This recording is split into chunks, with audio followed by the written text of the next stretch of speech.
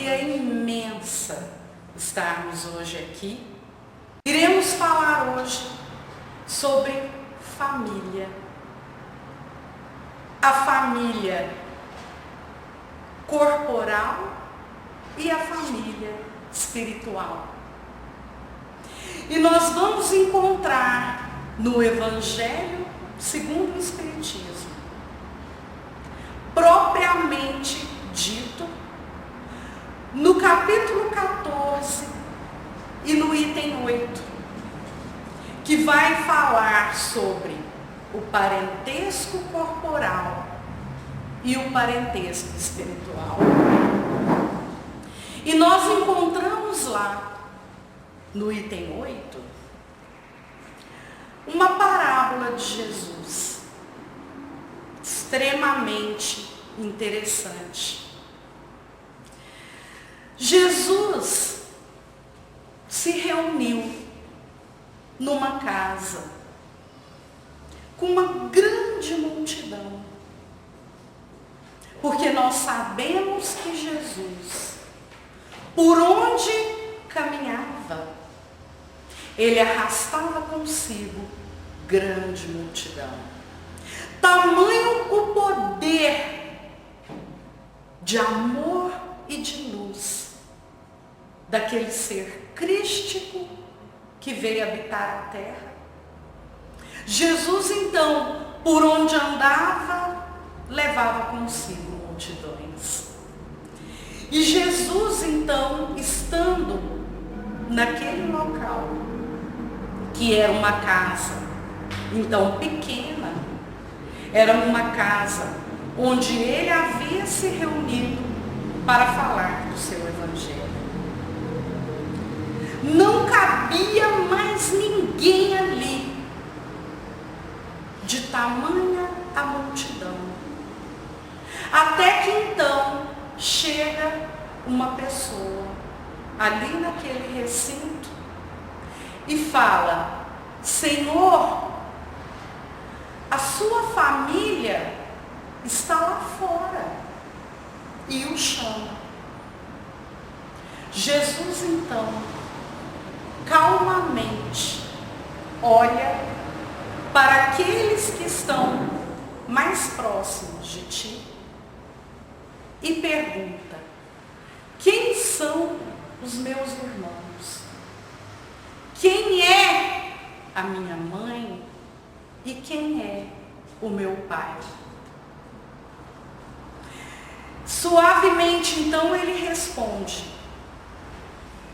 vós que estáis aqui, todos vós que comungam do Pai, é sim o meu irmão, a minha irmã, a minha família.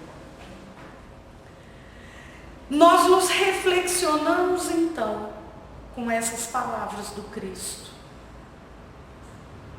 O capítulo se intitula Honrai a vossa mãe e honrai o vosso pai. E quando nós lemos esta frase, a primeira coisa que nos vem à mente é porque Jesus nos manda amar aquele que naturalmente nós amamos.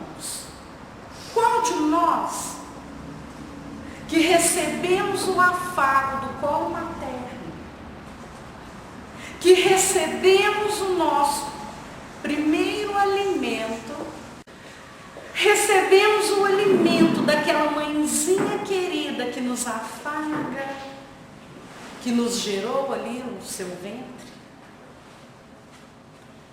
Então nós perguntamos: mas por que Jesus nos chama a amar, a honrar a nossa família? Nós vamos entender através das explicações da nossa linda doutrina espírita, que nos remete ao raciocínio, que nos leva a pensar na justiça divina do nosso Pai. Porque aqui, encarnados, nós encontramos famílias felizes. Nós encontramos famílias em verdadeira cumplicidade, de afinidade, de carinho, de amor. Mas nós encontramos também famílias estas que se encontram adoecidas. Nós encontramos espíritos que ali, naquele núcleo familiar, se sentem muitas vezes perdidos. Nós encontramos lares que foram totalmente destruídos. E nós nos remetemos às questões do nosso âmbito aqui encarnados. Nós somos obrigados a reflexionar por que nós estamos aqui hoje no seio dessa família. De onde nós viemos e para onde iremos? Por que aqui estamos? A doutrina espírita vem nos falar da reencarnação. Essa bênção divina, misericordiosa, que Deus nos dá a todos os dias, o agradecimento da renovação. O agradecimento de estarmos aqui num corpo físico que aquela mãe e aquele pai nos forneceu. Nós temos o agradecimento de entendermos o quanto nos é importante a vestimenta do corpo físico para colocarmos em prática o que nós aprendemos no passado, para colocarmos em prova o que realmente nós estivemos dispostos, enquanto no plano espiritual, que nós chamamos de um momento da erraticidade, chegarmos e cumprirmos todo aquele planejamento espiritual, que muitas vezes nós nos esquecemos do quanto a equipe espiritual do alto se esforça e luta e tem lutado para que hoje nós possamos ocupar o lugar que nos foi destinado, enquanto aqui na Terra. Nós temos em várias obras de André Luiz que nos conta do plano espiritual, daqueles trabalhadores da seara do Cristo, que tanto se empenham em fazer, em trabalhar, em dar o seu amor em prol de nós mesmos.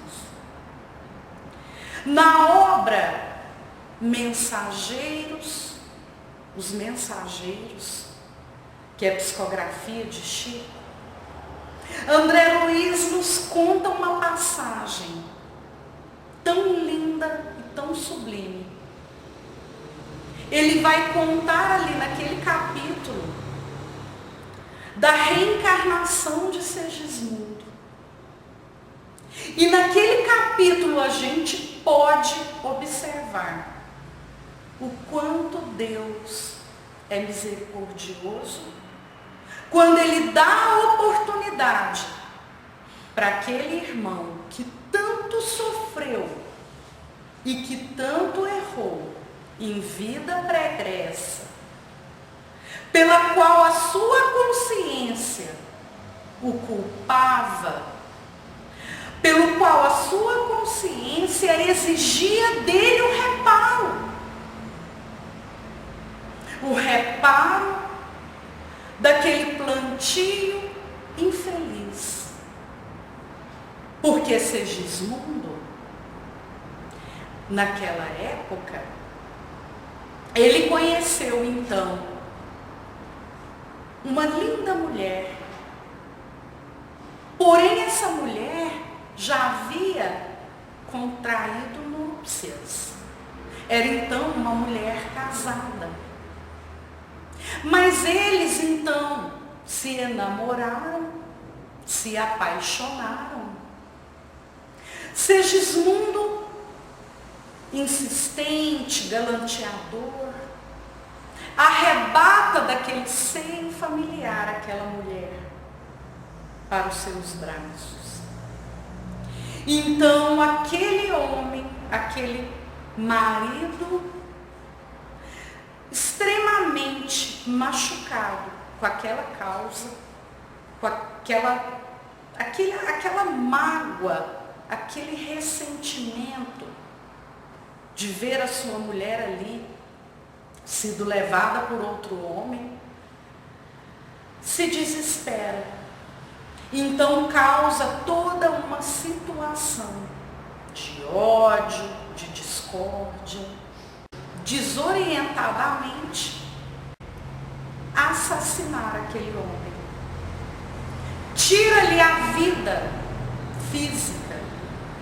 Após muito receber, estudar no plano espiritual, ele pede, depois de alguns séculos de sofrimento, uma oportunidade para voltar àquele lar, para voltar numa próxima reencarnação como sendo filho daquele casal, para que através do amor fraternal, para que através do amor familiar, do amor de um filho, ele poder então reparar aquele dano que foi causado por ele mesmo.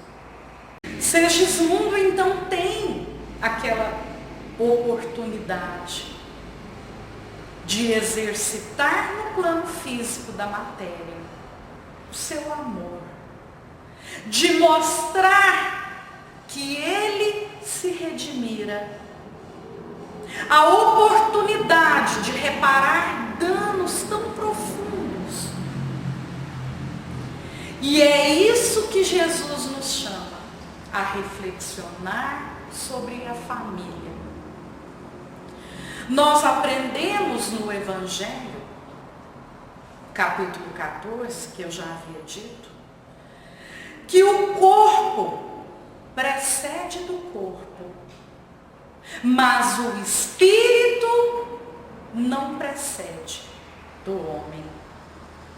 Nós, quando nos predispomos a ser pais, não importa se através do laço consanguíneo, não importa se a gente acolhe para nós um membro da família pelo qual a gente resolve então dar o nosso amor, educar, dar o nosso exemplo.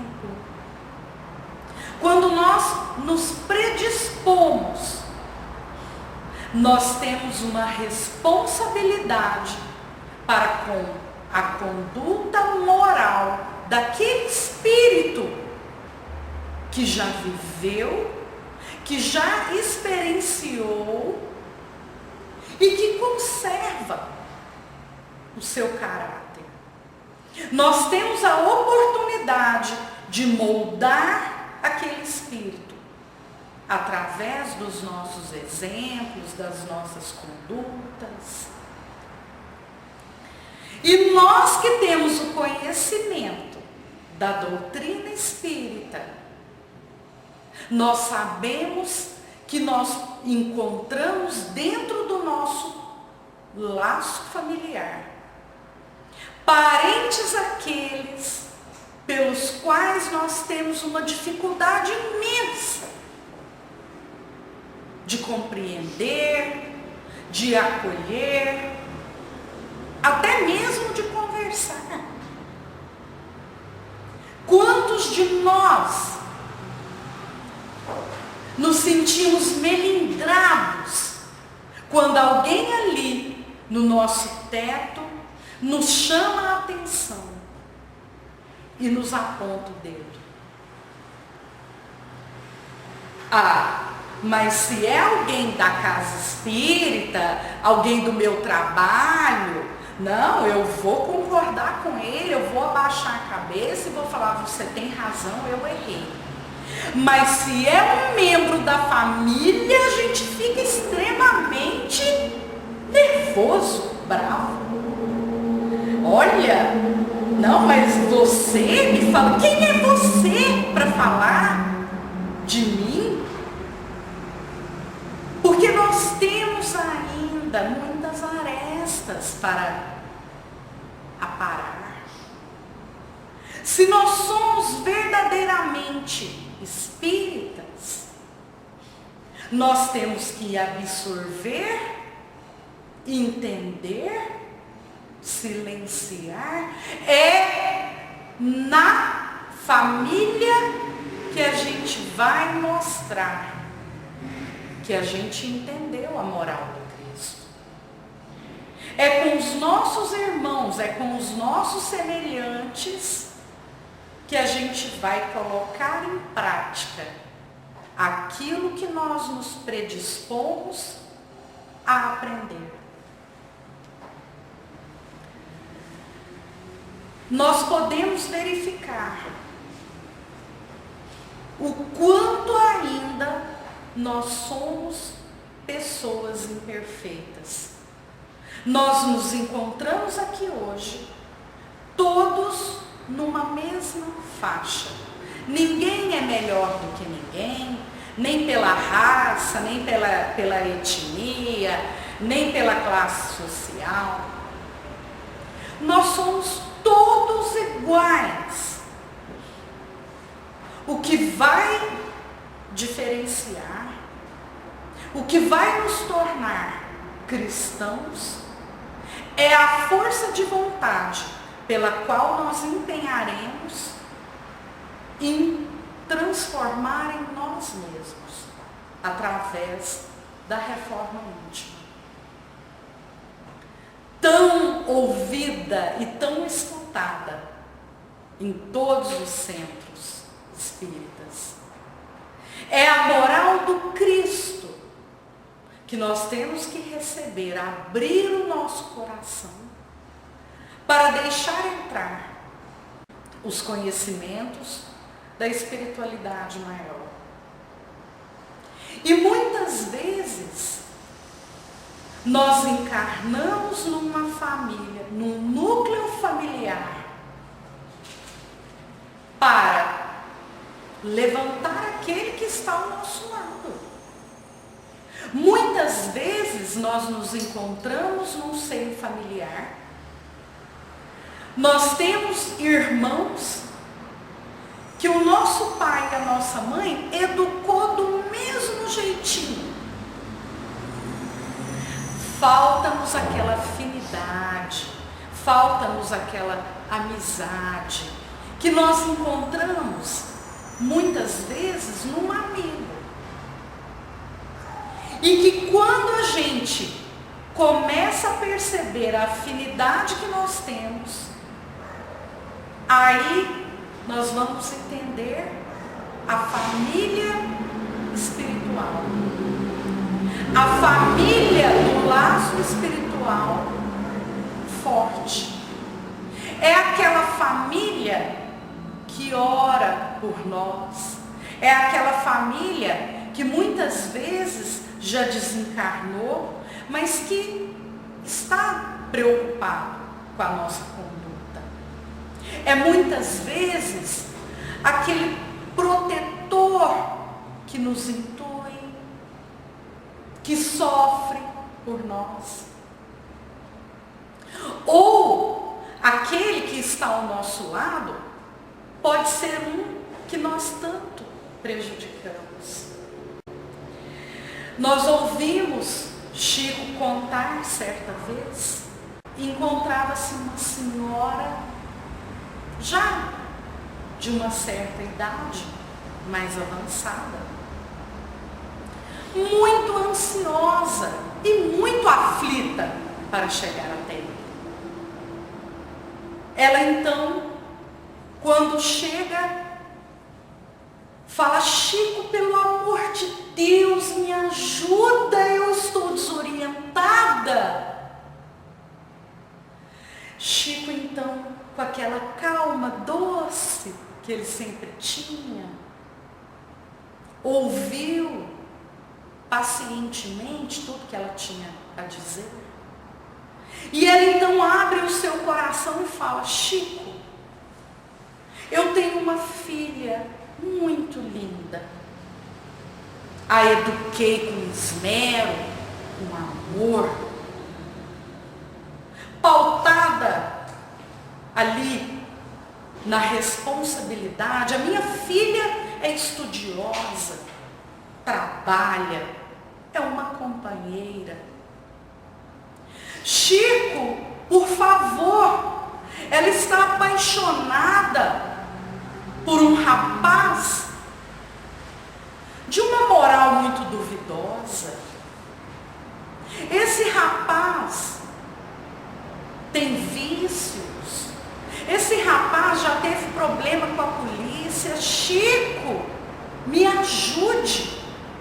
O que eu faço? Eu não suporto aquele rapaz.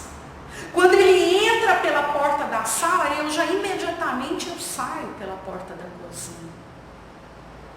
Eu queria, Chico, que caísse um raio na cabeça dele. Ela chega a falar. Chico então se recolhe em pensamento, analisa e fala: minha irmã, você tem uma oportunidade, mais uma de várias que você já teve. Porque esse rapaz, em vidas passadas, você o concebeu. Você o concebeu, mas você não quis o gerar. Você não chegou a dar a luz a ele. Você o abortou, minha irmã. E depois, você teve outra oportunidade. Nessa, minha irmã, você o gerou. Mas quando você o deu à luz, entregou-os. Você entregou aquele bebezinho pequeno, indefeso, e partiu. Ele então se enveredou por caminhos pecaminosos. Faltava-lhe o teto, faltava-lhe o amparo, faltava-lhe o amor, que você não o deu. Portanto, minha irmã, hoje você tem a oportunidade de receber aquele espírito no seu lar como seu genro. Portanto, minha irmã, não deixe escapar essa sublime oportunidade. Então, através da família corporal, a gente começa a estreitar os laços. A gente vai sair daquela reencarnação tão curta e tão pequena, amando aquele desafeto, se entregando. Muitas vezes não. Mas a gente vai sair muito melhor do que quando nós adentramos. aquele lar. Pelo simples fato de nos entregarmos à paciência, de nos entregarmos à doação do amor. Nós temos hoje crianças extremamente inteligentes. Nós temos hoje a tecnologia que está na telinha para que as pessoas se distraiam. Nós temos pais verdadeiramente ausentes. Podemos observar que quando nós chegamos do trabalho, a maioria está preso à telinha do celular. Pode ser um cômodo pequeno. O pai, a mãe, o filho, o adolescente está trancado no quarto, no videogame. E nós procuramos escapes para não ter que ouvir o problema que aquele filho está enfrentando intimamente. Seja um problema na escola, seja um problema de afeição, seja um problema lá o que for. Nós utilizamos da muleta do cansaço, da falta de tempo, da louça na pia que tem que lavar, da roupa que eu tenho que engomar e colocar no cabide. Mas o amor, aquele que eu tenho que fomentar, aquele pelo qual eu estou tendo a oportunidade ali com aquele ente querido de exercitar, muitas vezes a gente deixa passar. E quando a gente acostuma com aquele parente que a gente considera um parente difícil, que a gente considera um parente que não comunga das mesmas ideias, que nós só reclamamos e que a gente cobra achando que ele deveria fazer mais por nós, o tempo voa. E quando nós percebemos, aquele ente querido envelheceu, o seu corpo físico já não mais dá conta. E aí nós chegamos ao ponto de ter que enterrar aquele ente querido, que nós achamos que perdemos. E aí nós lamentamos, meu Deus, por que eu não fiz mais? Por que eu não peguei a minha velhinha, que já estava meio gaga, não coloquei no carro? Por que eu não tirei um dia de folga, não levei ela no Parque do Sabiá, não levei ela no cinema, não levei ela no shopping? Nós então começamos a chorar lágrimas, a desesperar, a entrar em depressão, porque nós sabemos ali, naquela perca momentânea, que nós poderíamos ter feito mais, nós poderíamos ter amado mais, porque ninguém é igual a ninguém. E se nós detemos o conhecimento da doutrina espírita na nossa vida, a cobrança de nós para conosco, ela é maior. Não adianta eu querer cobrar daquele parente, não adianta eu querer arrastar e brigar, olha, isso é o certo, esse é o caminho, leia, estude. se eu não tiver amor, compaixão, para abraçar aquele ente querido e falar, vem cá, vamos conversar, sem debater, sem discutir, o nosso desafio é maior. Porque numa discussão, o mais sábio é aquele que sabe controlar os seus instintos e se calar. Porque ele não vai se sentir ofendido. A ofensa é para aqueles que são orgulhosos, aqueles egoístas, aqueles que não sabem entender a dificuldade do outro, que não se coloca no lugar. E muitas vezes a gente está naquela família achando que quando a gente desencarnar, a família verdadeira espiritual vai estar lá esperando por nós.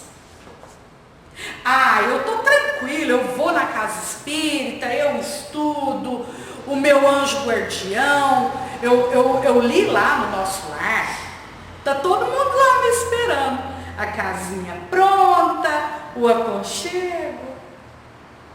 É um mero engano, meus irmãos. Porque a família corporal é um exercício do amor para criarmos laços eternos, para criarmos os laços espirituais, para vencermos aquela dificuldade que nós temos em perdoar, em pedir perdão, porque muitas vezes nós precisamos pedir perdão, sermos humildes. O item 34 desse livro, e ele se intitula A Galinha Afetuosa. Ah, mas que linda! Vamos conhecê-la, então. Gentil galinha, cheia de instintos maternais, encontrou um ovo de regular tamanho, espalmou as asas sobre ele, aquecendo-o carinhosamente. De quando em quando, beijava-o enternecida. Se saía buscar alimento, voltava apressada, para que não lhe faltasse calor vitalizante. E pensava, gorbosa, será meu pintainho? Será meu filho? Em formosa manhã, de céu claro, notou que o filhotinho nascia robusto. Criou-o com todos os cuidados. No entanto, em dourado crepúsculo de verão, viu fugir pelas águas de um lago, sobre as quais deslizava contente. Chamou-o como louca, mas não obteve resposta. O bichinho era um pato arisco e fujão. A galinha, desalentada por haver colocado um ovo que não lhe pertencia à família, voltou muito triste ao velho poleiro. Todavia, decorrido algum tempo e encontrando outro ovo, repetiu a experiência. Nova criaturinha frágil veio à luz. Protegeu-a com ternura, dedicou-se ao filho com todas as forças. Mas em breve, reparou que não era um pintainho qual fora, ela mesma na infância. Tratava-se de um corvo esperto que a deixou em doloroso abatimento. voando em pleno céu para juntar-se a escuro bandos de aves igual a ele. A desventurada mãe sofreu muitíssimo.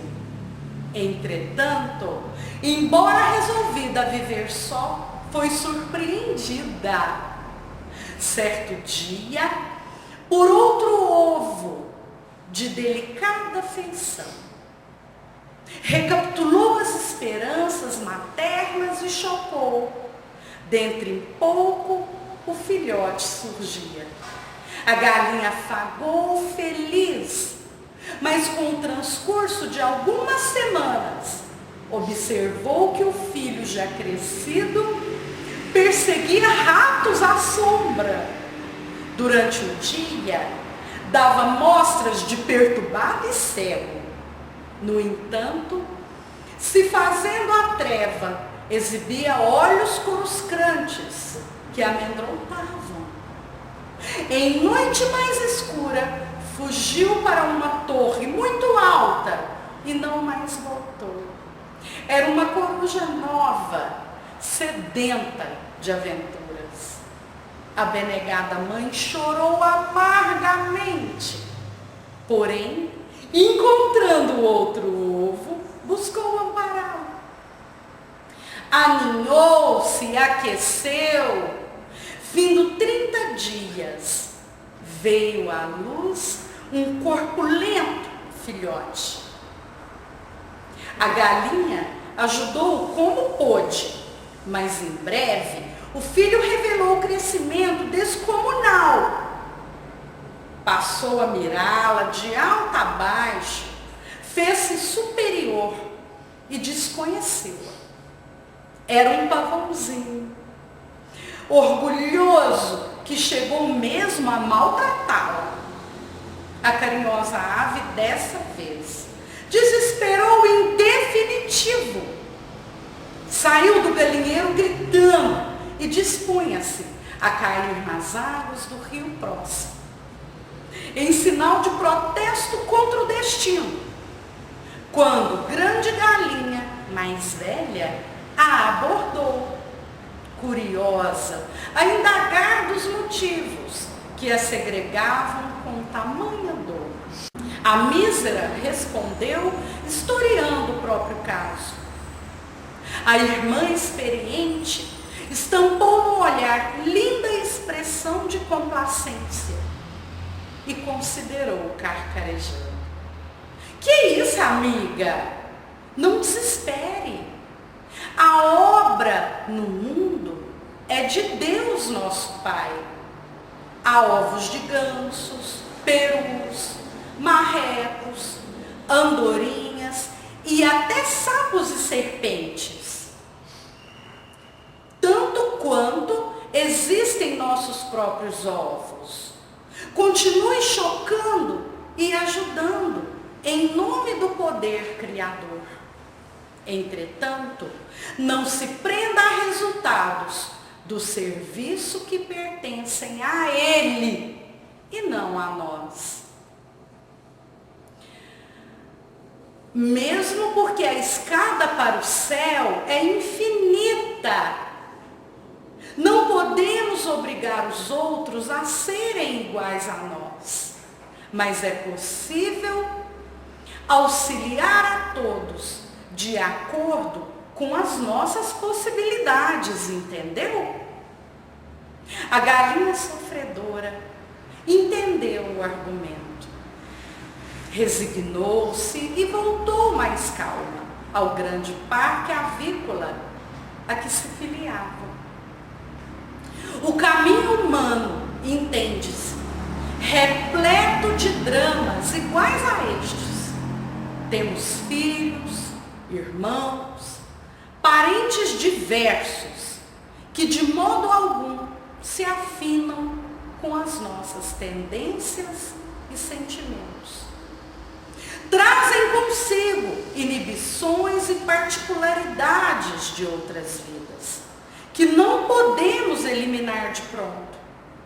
Estimaríamos que nos dessem compreensão e carinho, mas permanecem imantados a outras pessoas e situações, com as quais assumiram inadiáveis compromissos.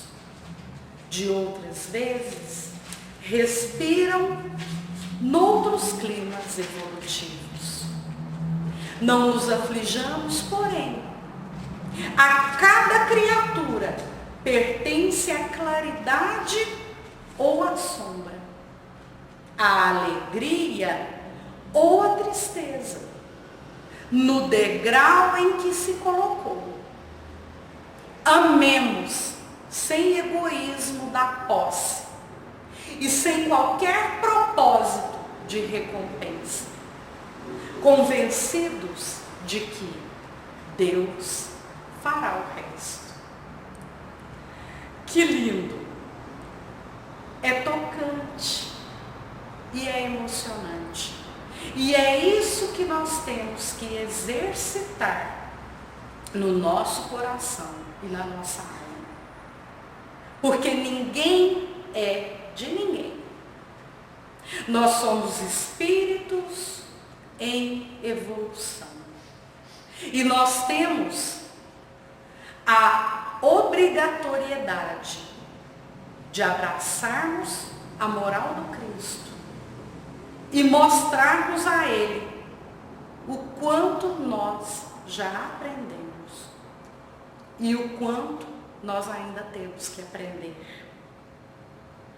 Portanto, faremos hoje, não deixemos para o amanhã, o abraço caloroso, o beijo fraterno, o aperto de mão, o acolhimento. Saibamos então trilhar nos caminhos que o Cristo nos colocou. Agradeço então a oportunidade e a paciência